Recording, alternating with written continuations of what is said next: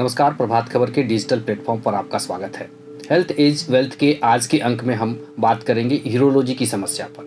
यहाँ हम आपको बता दें कि यूरोलॉजी की समस्या जो है वह बहुत विकट होती जा रही है। वजह है जीवन शैली में कैसे सुधार करें और कौन कौन सी समस्याएं यूरोलॉजी में आती हैं, इस विषय पर बातचीत करने के लिए हम आज स्टूडियो में बुलाए हैं यूरोलॉजी विभाग के विभागाध्यक्ष डॉक्टर अरशद जमाल जी को। डॉक्टर साहब, आपका स्टूडियो में बहुत बहुत स्वागत है। सबसे पहले आपसे ये जानना चाहेंगे कि यूरोलॉजी विभाग में कौन कौन सी बीमारियों का इलाज होता है। नमस्कार, आदाब। मैं डॉक्टर अरशद जमाल हूँ।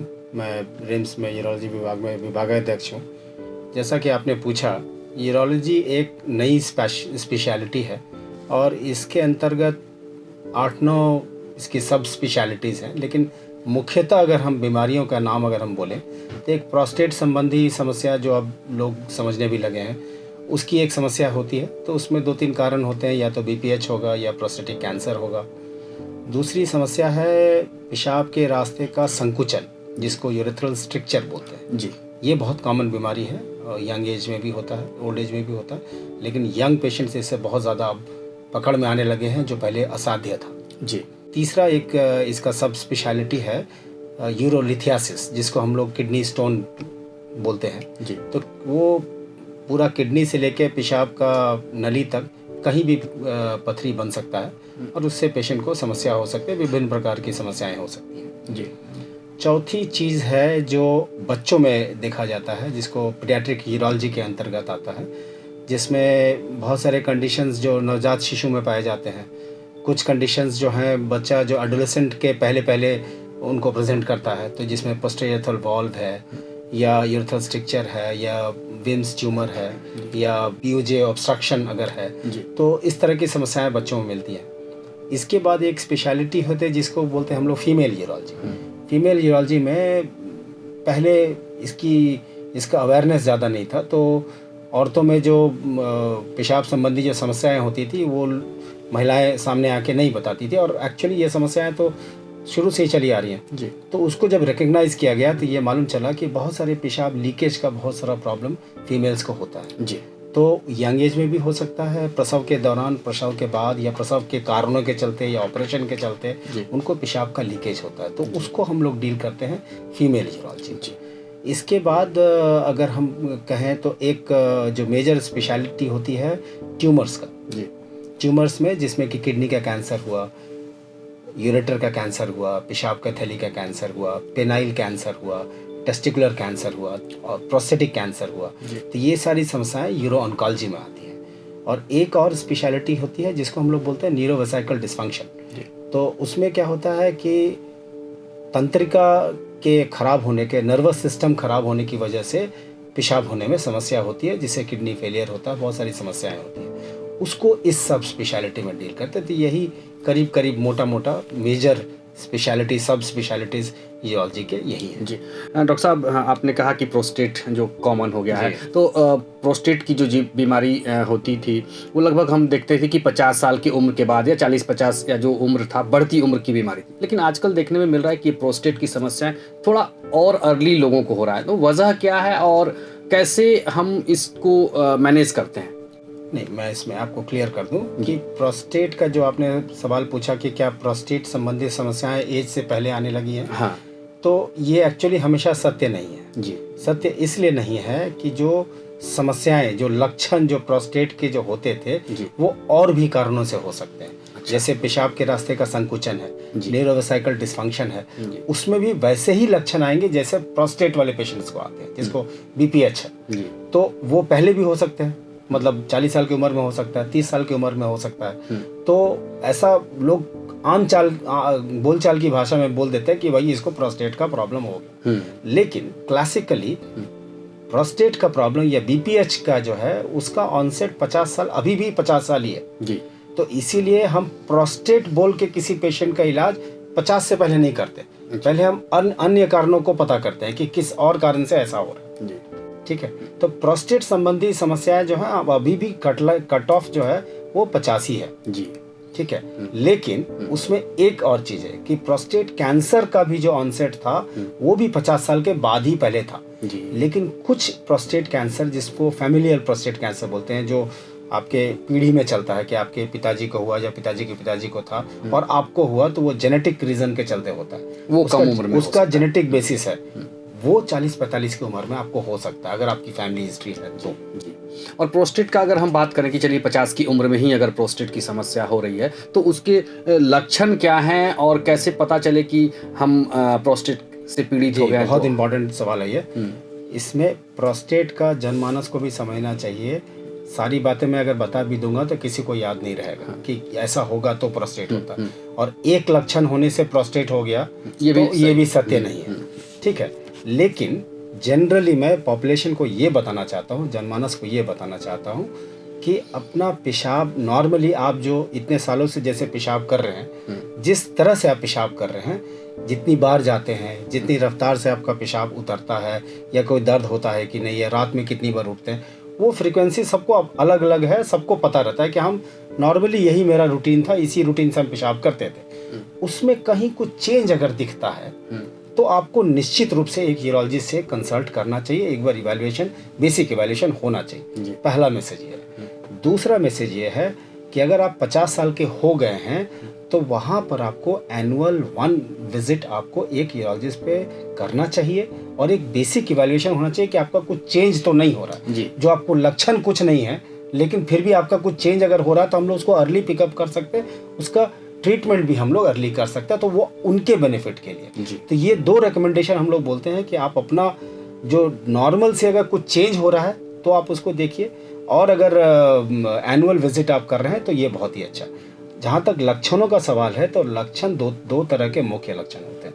एक होता है कि पेशाब का जितनी बार आप जाते हैं वो फ्रीक्वेंसी बढ़ जाती है। अच्छा, कि आप जैसे दिन में हम 3 बार कोई जा रहा है या 4 बार जा रहा है सालों से, अचानक से उसका बढ़ के 10 बार हो गया, हर घंटे पेशाब जाने लगा, हर 15-15 मिनट पे जाने लगा, 10 मिनट भी बैठ नहीं सकता, इतना हो गया कि अब वो काम ही नहीं कर पा रहा जी। तो एक समस्या ये है जो मेजर रूप से। दूसरा है कि पेशाब रोक नहीं पा रहे हैं, लग गया तो हमको अब जाना ही जाना है, नहीं तो निकल जाएगा कपड़े में, तो एक ये समस्या है। तीसरी समस्या जो होता है कि पेशाब का वेग जो होता है, फ्लो नॉर्मल फ्लो से कम हो जाएगा, या करने में आप खड़े हैं, हेजिस्टेंसी बोलते हैं उसको, खड़े हैं बहुत देर तक वेट करना पड़ा तब पेशाब उतरा जी। और या पेशाब उतर गया, उतरने के बाद में एक बार आया लेकिन फिर रुक गया, फिर रुक के फिर हुआ, तो उसको हम लोग इंटरमिटेंसी बोलते हैं जी। तो पुअर फ्लो, जोर लगाना पड़ रहा है पेशाब करने के लिए, जोर लगाना पड़ रहा है, स्ट्रेनिंग, इंटरमिटेंसी, पुअर फ्लो, ये सारे प्रोस्टेट के लक्षण हैं जो और भी हो सकते हैं। ये दर्शाता ये है कि आपके पेशाब के रास्ते में कहीं रुकावट है जी। नहीं, जैसे मान के चलिए कि अगर पानी ज्यादा पीता है तो ऑटोमेटिक आपने बोला कि पानी कि ज्यादा पी रहेगा तो ज्यादा बार जाएगा। एक लक्षण पकड़ के आप नहीं बोल सकते कि वो और भी कारण से हो सकता है। अगर आप ज्यादा पानी पी रहे हैं, एक कंडीशन होता है, मेडिकल कंडीशन है जिसको बोलते हैं साइकोजेनिक पॉलीडिप्सिया जी। उसमें क्या होता है, मरीज को ऑब्सेशन रहता है, वो हर 10 मिनट पे 1 गिलास पानी पिएगा, उसको लगता है पानी नहीं पिएंगे ना तो मेरा शरीर सूख जाएगा, एक साइकोजेनिक कंडीशन है। तो वो दिन भर में वो 8-9 लीटर पी लेगा, तो ऑब्वियस है कि 8-9 लीटर पिएगा तो उसको उसकी फ्रीक्वेंसी भी ज्यादा रहेगी। और भी ऐसे बहुत सारे कारण है, नेफ्रोजेनिक पॉलीडिप्सिया भी होता है, डायबिटीज इंसिपिडस में होता है, बहुत सारे कंडीशन। तो मेरा कहना है कि ये सारा क्लस्टर जो है ये दिखाता है कि आपको पेशाब के रास्ते में कहीं प्रॉब्लम है, कहीं रुकावट है, और उसके बाद हम इवैल्यूएट करेंगे, तब हम बताएंगे कि ये प्रोस्टेट के रुकावट के चलते नहीं, तब वो हुआ प्रोस्टेट का प्रॉब्लम जी। उसके पहले लक्षण है। तो हम स्क्रीनिंग, कुछ खास स्क्रीनिंग कराते हैं क्या प्रोस्टेट की पहचान के लिए? बिल्कुल। कौन सा? एक सबसे पहले एक क्वेश्चनर होता है जी। एक क्वेश्चनर, जैसे मैंने आपको ये सब जो क्वेश्चन पूछा, ये सब उसी के क्वेश्चनर के पार्ट होते हैं। 7-8 क्वेश्चन रहते हैं। जो पेशेंट आता है तो हम लोग मुख्य चीज पूछ लेते हैं कि कितनी बार जा रहे हो, पेशाब रोकने में समस्या तो नहीं है, पेशाब का वेग कैसा है, तो वो IPSS स्कोरिंग होता है। वो स्कोरिंग हम लोग को आइडिया हो जाता है कि कितना IPSS स्कोरिंग है, तो उससे ये समझ में आता है इसके लक्षण माइल्ड है, मॉडरेट है या सीवियर है, तो वो समझ में आ गया कि इसको इवैल्यूएशन करने की ज़रूरत नहीं। अगर लग रहा है कि हाँ ये इवैल्यूएशन करने की ज़रूरत है, तब हम लोग एक यूरो स्क्रीन देते हैं। यूरो स्क्रीन का कहने का मतलब है एक सेट ऑफ इन्वेस्टिगेशन है जो आपका बेसिक इवैल्यूएशन कर लेगा, जिसमें एक अल्ट्रासाउंड होता है, एक पेशाब का धार का जाँच होता है, एक किडनी का फंक्शन होता है, एक पेशाब का कल्चर। तो ये सब हम लोग रूटीन में करा लेते हैं जी। अगर लक्षण हमको दिखता है तो हम रूटीन में हम दे देते हैं। तो एक स्टैम्प बना के भी हमने रखा हुआ है, इसीलिए हमने स्टैम्प बना, आता है स्टैम्प मारा, फट जाओ ये करा के लाओ। वो उसमें अगर कहीं गड़बड़ मिला तो अब उसका जो ट्रीटमेंट है एकदम स्ट्रेट फॉरवर्ड हो जाएगा, किधर जाएगा जी। और सर ये आपने बताया कि प्रोस्टेट कैंसर की बातें होती हैं, तो प्रोस्टेट मतलब कब ऐसा रूप ले लेता है कैंसर का? हाँ, ये भी आपको मैं बताता हूँ। ये जो धारणा है कि प्रोस्टेट अगर आपको है तो भाई इसका इलाज करा लो, नहीं तो ये कैंसर बन जाएगा, ये धारणा गलत है जी। प्रोस्टेट कैंसर, प्रोस्टेट का 2 कंडीशन होता है। एक बेनाइन कंडीशन होता है जिसको बोलते हैं बेनाइन प्रोस्टेटिक हाइपोप्लेशिया, और दूसरी कंडीशन होती है जो प्रोस्टेटिक कैंसर होता है। जो कैंसर होता है वो शुरू से ही कैंसर होता है जी, वो कभी बीपीएच नहीं था। हाँ। और जो बीपीएच है वो कभी बदल के कैंसर नहीं बन जाएगा। ये दोनों अलग अलग चीजें, लेकिन चूंकि उसी ग्रंथि में हो रहा है, उसी ग्लैंड में हो रहा है, लेकिन दोनों का पैथोलॉजिकल प्रोसेस अलग है, एक दूसरे में कभी बदलता नहीं है वो। यानी मतलब उसको लेके घबराने की जरूरत नहीं है कि प्रोस्टेट हो गया तो यही मैं समझाना चाह रहा हूँ कि लोग जो डर जाते हैं कि भाई प्रोस्टेट हो गया, मेरा 80 ग्राम का प्रोस्टेट हो गया, डॉक्टर साहब कहीं कैंसर तो ना बन जाएगा। तो कैंसर कभी नहीं बनेगा। अगर वो कैंसर नहीं है उसमें, तो हम लोग जो प्रोस्टेट का जो इलाज करते हैं, जो बीपीएच करके इलाज करते हैं, उसके पहले हम लोग चेक करते हैं कि इसमें कैंसर होने का कितना संदेह है। अगर संदेह होता है तो पहले हम लोग उसको बायोप्सी करते हैं, रूल आउट करते हैं कि ये कैंसर तो नहीं है। अगर कैंसर नहीं है तब आपका वो बीपीएच है, तब आप उसका ऑपरेशन करा लीजिए, जो दवा खा लीजिए, कुछ भी कर लीजिए। कैंसर को रूल आउट करना जरूरी है। कैंसर है तो उसका इलाज ही अलग है, ट्रीटमेंट एकदम अलग हो जाएगा, एकदम अलग हो जाएगा। तो अब बच्चों की बात भी आपने शुरू में बताया था कि बच्चों को भी पेशाब की समस्याएं या ये सब समस्याएं, तो ये आजकल इतना बढ़ क्यों रहा है? और जन्मजात पेशाब की समस्याएं होती हैं क्या बच्चों में? बिल्कुल, एकदम जन्मजात होती है, माँ के गर्भ से ही बच्चों को होती है। जैसे पीयूजे ऑब्स्ट्रक्शन जैसे बोलते हैं, पेल्वी यूरेटर जंक्शन ऑब्स्ट्रक्शन होता है। किडनी का जो है जहाँ से उसकी नली शुरू होती है वहाँ पर एक तरह का एक ए डायनेमिक एक सेगमेंट रहता है जिससे पेशाब निकलता नहीं, वो किडनी में जमा होते होते किडनी बड़ा फूल जाता है, तो बोलते हैं किडनी का सूजन हो गया।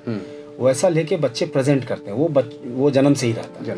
एक वो कंडीशन है। दूसरा कंडीशन है पेशाब के रास्ते में, लिंग के अंदर में एक छोटी सी झिल्ली होती है जो पेशाब का रास्ता को बंद कर देता है, इसको बोलते हैं पोस्टीरियर वाल्व। अच्छा, ये भी जन्म से होता है। अच्छा, तो अभी क्या है, ये पहले भी होते थे लेकिन इतना अर्ली पिकअप नहीं होता था।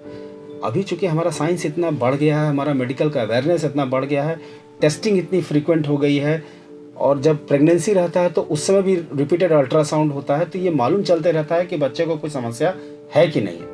या मान लीजिए अगर घर में भी डिलीवरी हुआ तो within a week, within a month, वो कहीं ना कहीं बच्चा अगर ज़्यादा रो रहा है, बच्चा दूध नहीं पी रहा है, कुछ और समस्या से वो गया, तो वो इवेलुएट करते हैं तो मालूम चल जाता है कि इनको किडनी समस्या है या पेशाब के रास्ते का समस्या है, तो वो है। हाँ, जहाँ तक इंसिडेंस की बात है कि क्या ये रिसेंट टाइम्स में बढ़ गया है ना, तो बढ़ा तो डेफिनेटली है, इसमें कोई शक नहीं है ना, क्योंकि हमारा लाइफस्टाइल और हमारा जो इन्वायरमेंटल पोल्यूटेंट्स जो है वो हर डिजीज़ में ही बढ़ रहा है।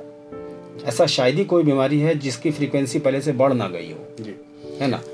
तो आपने एक और सवाल, हम लोग बात करें महिलाओं के बारे में, आपने बताया कि बड़ी झिझक के साथ वो अस्पताल में या डॉक्टर के पास नहीं पहुंच पाती हैं। ये यूरिन लीकेज प्रसव से के समय भी हो सकता है, प्रसव से पहले भी हो सकता है, तो ये ओवरऑल क्या समस्या है? मतलब देखिए, इसको 2-3 अलग ढंग से समझ सकते हैं। कुछ समस्याएं होती हैं महिलाओं में जो नर्व्स से रिलेटेड होती है, तंत्रिका से रिलेटेड होती है, कि वो पेशाब के थैली का जो सेंसेशन जो होता है वो सेंसेशन अल्टर्ड हो जाता है, तो वो नॉर्मल जो पेशाब को जो फील करता है हमारा माइंड, है ना, वो माइंड नॉर्मल रूप से नहीं करता है, तो इसीलिए वो ऐसा ट्रेनिंग हो जाता है कि उसको 20 बार पेशाब जाना है ना, और वो पेशाब वो रोक ही नहीं पाएगी, है ना, तो उसका कुछ का इलाज मेडिकल है, दवाओं से ठीक हो जाता है।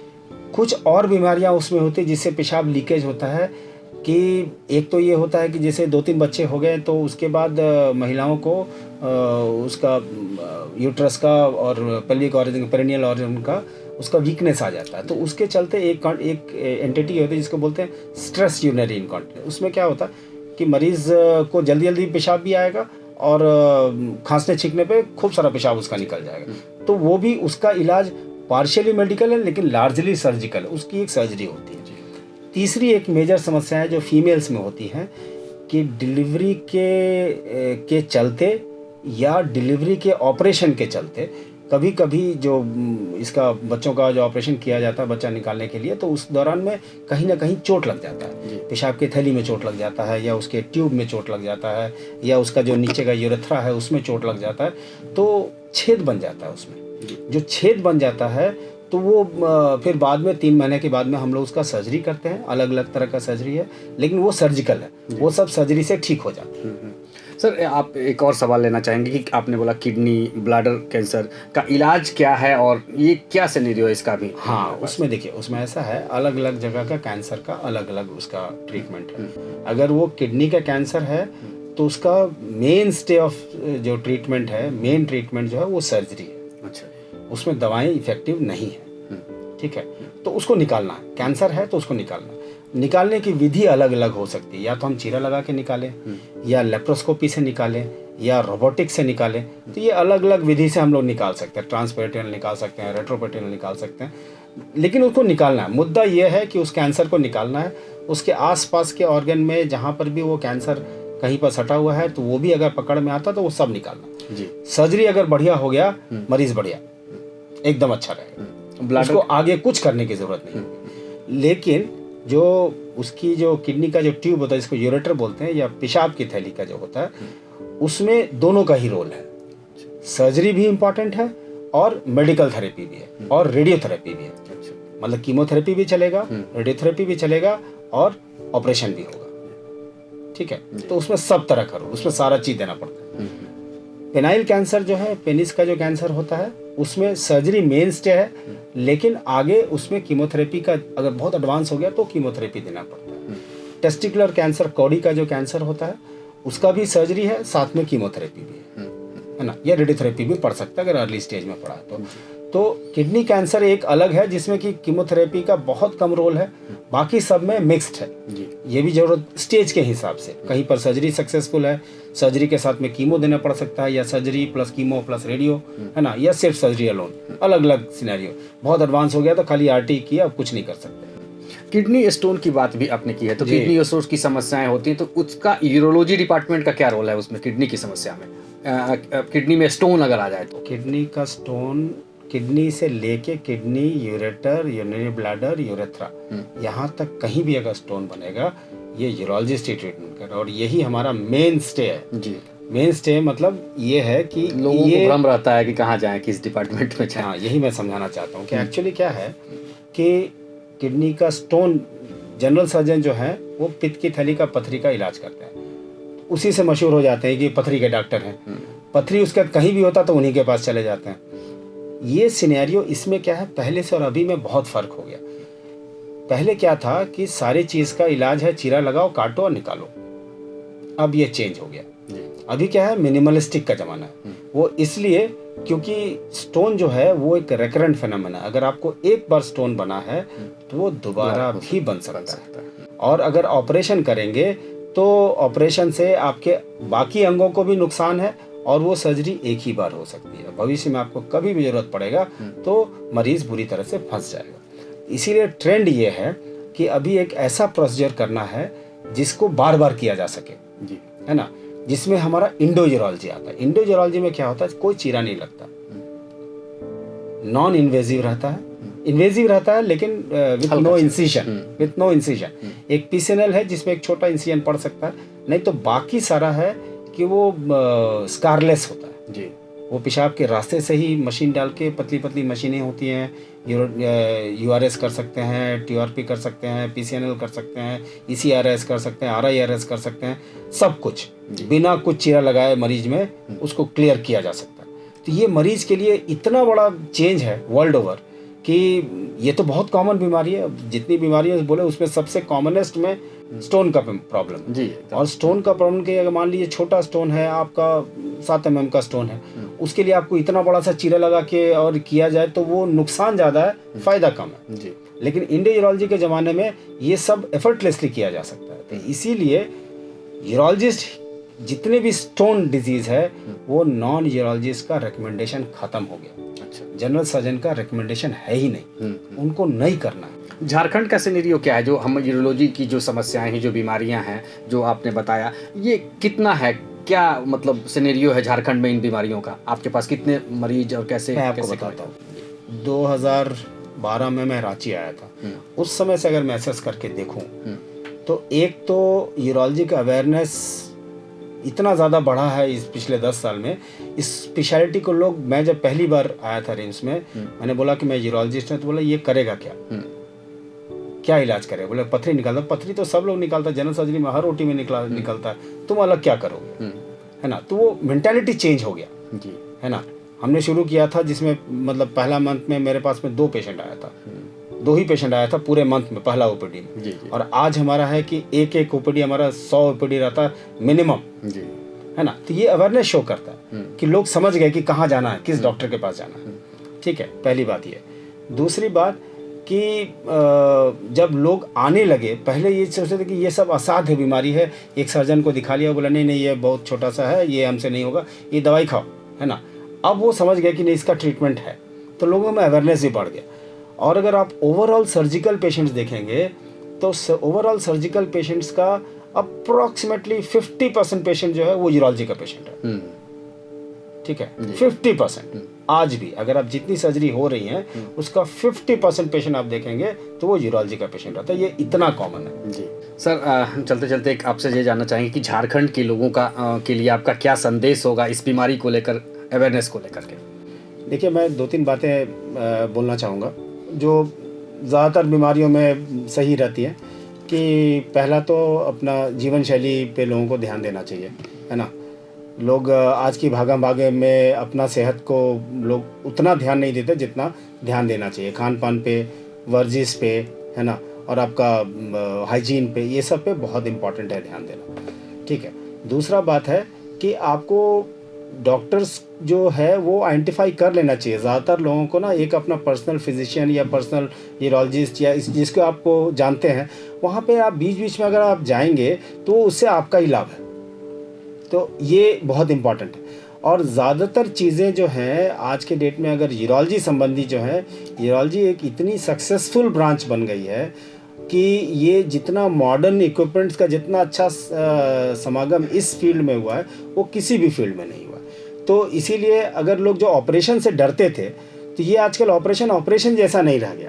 अगर किडनी का स्टोन का ऑपरेशन बोले तो ऐसा जो पहले लोग डरते थे और नहीं इलाज कराते थे, ये बहुत इंपॉर्टेंट है कि अगर आपको डायग्नोज हुआ है, एक पथरी किसी ने डॉक्टर ने बता दिया कि आपको 10 mm का स्टोन है तो ऑपरेशन आप करा लीजिए, तो वो डर के मारे नहीं कराते कि भाई चीरा लगेगा, 2-3 महीना अस्पताल में रहना पड़ेगा, इस तरह का चलेगा।